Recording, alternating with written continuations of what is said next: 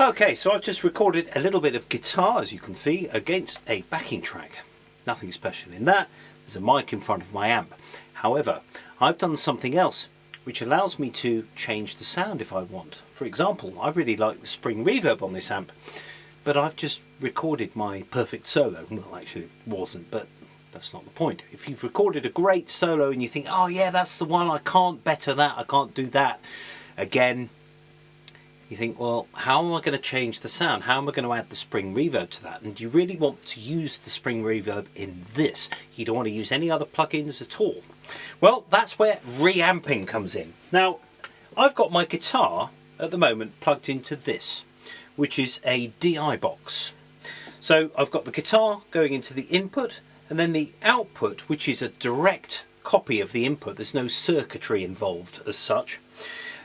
Goes into my guitar amp. So essentially it's guitar straight into the amp, unencumbered by anything else. But there is a third connector here, the XLR, which goes to one channel of my audio interface. On the computer at the moment you can see there's a green track which is the drums, the bass track is the blue, then you've got the keyboards which is another green track, and then 3 guitar tracks. You think, well, where do they come from? Well, the first one is the ambient microphone. I've got another mic over here, about 5 foot away from the guitar amp, so that I can hear the room sound. That's a bit of a luxury, because if you've got a 2 input sound card you can't have 3 tracks at once, but that's okay, that's alright, because actually if I've got my direct mic here and then the output of the DI box which goes into another track, I've got at least 2 tracks to play with. More importantly, if I use the DI, it means that I can then play it back through this. So I'm going to disconnect the guitar now. So I'm done with the guitar. And I'm going to instead play that guitar track back with this, which comes from the output of my audio interface. Now I've got to be a bit careful with this. When you plug something in, that's fine. Be ready to pull the jack plug out straight away in case I've left a mic that's still going through the guitar amp, and you'll hear an awful lot of squealing, which we don't want. So if I just move the cursor back to the beginning, I'm going to play back what you've just heard. Switch all the records off there. There we go. So now I've just got my track playing. I'm just going to mute the ambient mic and the DI, and this is what I recorded.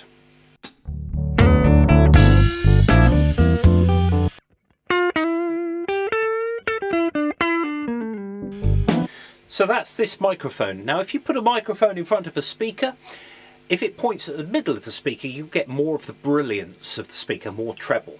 If you point it at the outside, if I move the mic slightly that way so that it's on the outside of the speaker, you will hear a darker sound. So, you know, experiment. It's always best to get things right actually at the front end, as it were. So the sound of your amp, the mic, everything, so that it's captured nicely on tape or digital audio workstation or whatever it is you're using. Now if I just play this soloed track back, I'm going to add the ambient mic, and I'll just play it back and add that in, as you can see on your screen.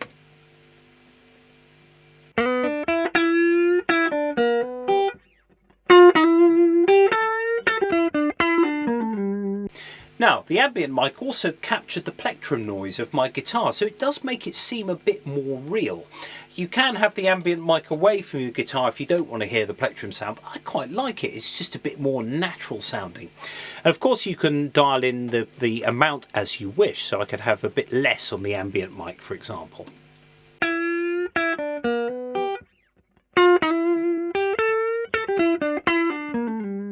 Now the third track, the guitar DI.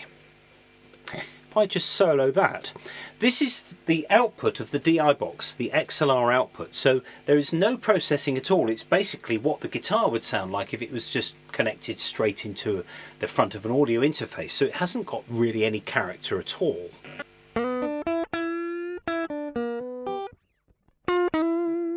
So it sounds quite silky, it's just the pickup, nothing else.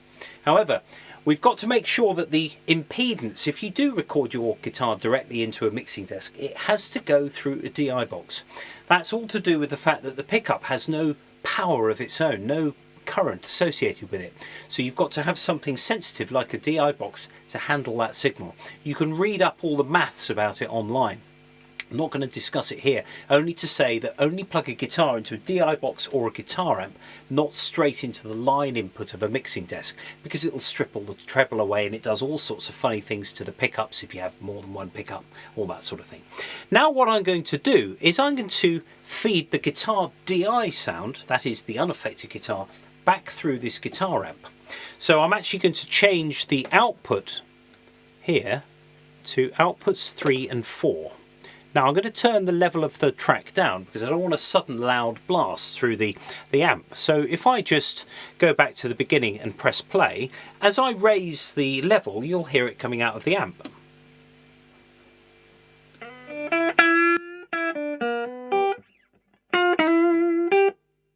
So that doesn't sound a million miles away from what I actually played just now when I recorded the thing, but I want a bit of reverb.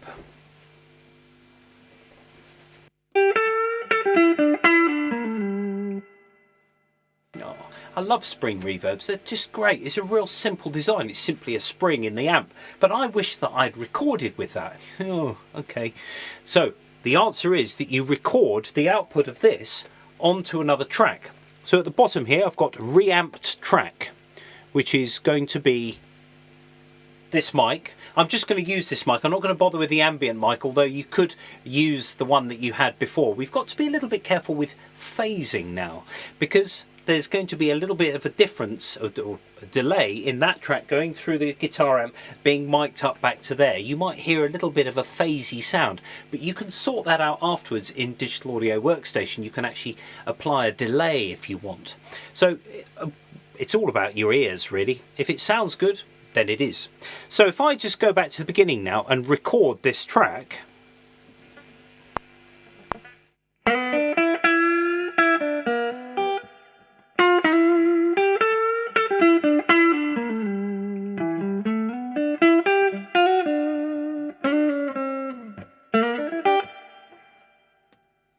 Okay, so there it is. I've now got, if I just mute that and solo this now.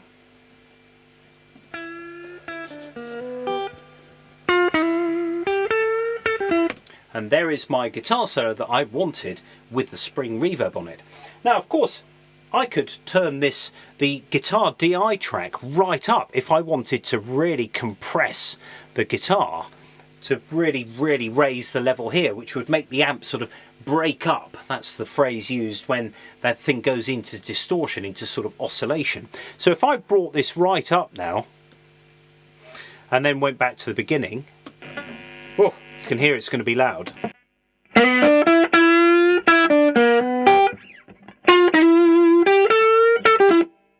So if you decided that you wanted a bit of drive on your guitar channel, that's what you do, you just turn it up.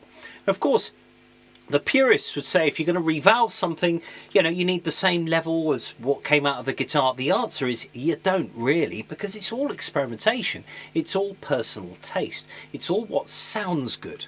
Sometimes we look at the theory and look at impedances and true bypass and all this stuff, and we sort of get lost in that.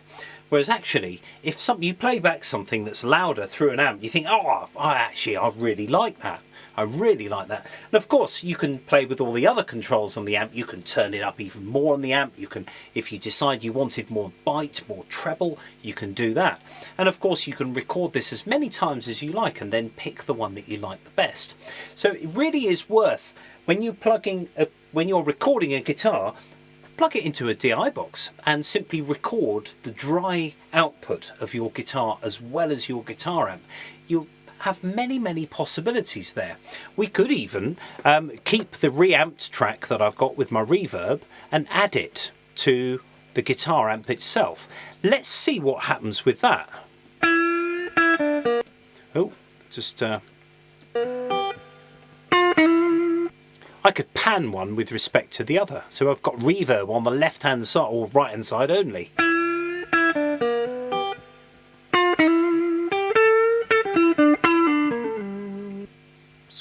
interesting effect there. Now, it could be that it's out of phase, and we've got to be a little bit careful with this. If I go to my master output here and go to some metering, there we go, correlation meter.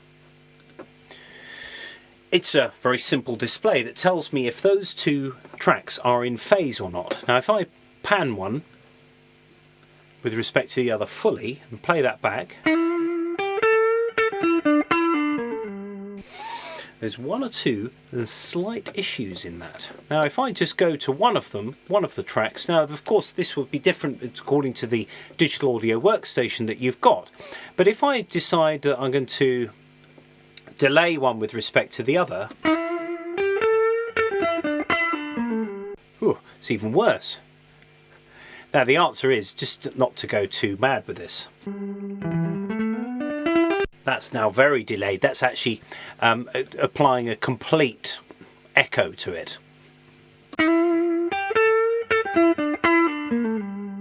Once again, your ears are the ultimate judge of what your eyes see, and pretty pictures do have their place, but in a recording session you're better off concentrating on the music and what your ears tell you.